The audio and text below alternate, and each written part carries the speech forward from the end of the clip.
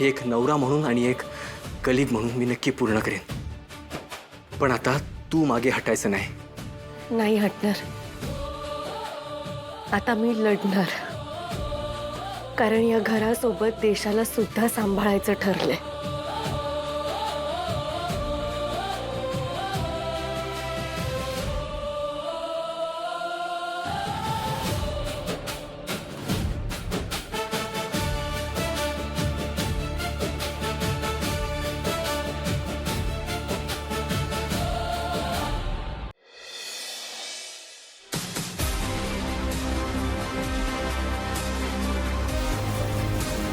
ती व्यक्ती कुठे लांब नाही, इथेच तुझ्या आजूबाजूलाच आहे. मृत्यूचं सावट आहे तुमच्यावर. जी व्यक्ती ध्येयाच्या जवळ पोहोचत असताना तुला थांबवत असेल, काळजी दाखवून मागे यायला सांगत असेल, ती व्यक्ती अधिक घातक असेल.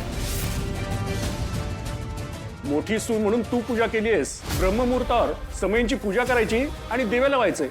या दिवसात तू फक्त दूध आणि फलाहार करायचा. या पूजेत खंड अजिबात येता कामा नये. तो जर आला तर कुटुंबावर खूप मोठं संकट येऊ शकतं. तुझी टीम, तुझी माणसं, तुझी नाती सगळंच मागे सोडावं लागेल. अगदी तारिणी नावाची तुझी ओळख सुद्धा.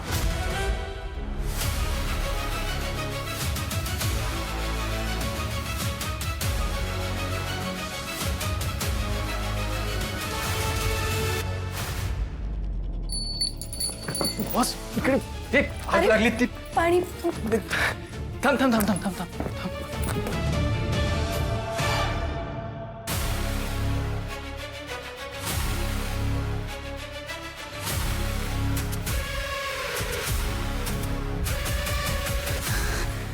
सॉरी सॉरी सॉरी, माझं लक्ष नव्हतं. एवढा कसला विचार करतेस तू?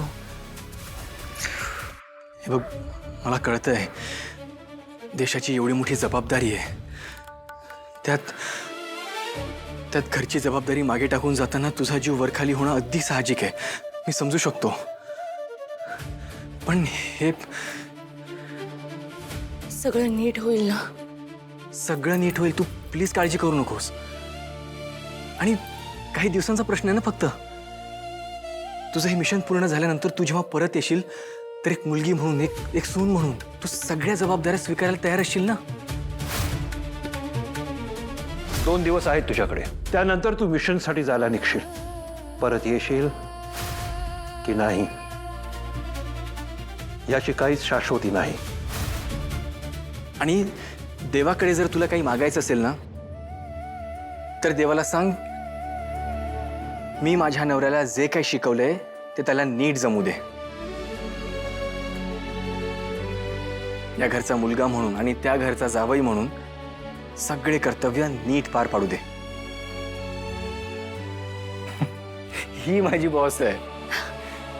आणि बॉस, तू माझ्या सोबत असल्यावर ना मला कोणत्याच गोष्टीची काळजी नाही आहे. आणि आता काव्याच्या लग्नाचा मुहूर्त काढायचा आहे ना, आणि मुहूर्तापर्यंत तू येशीलच.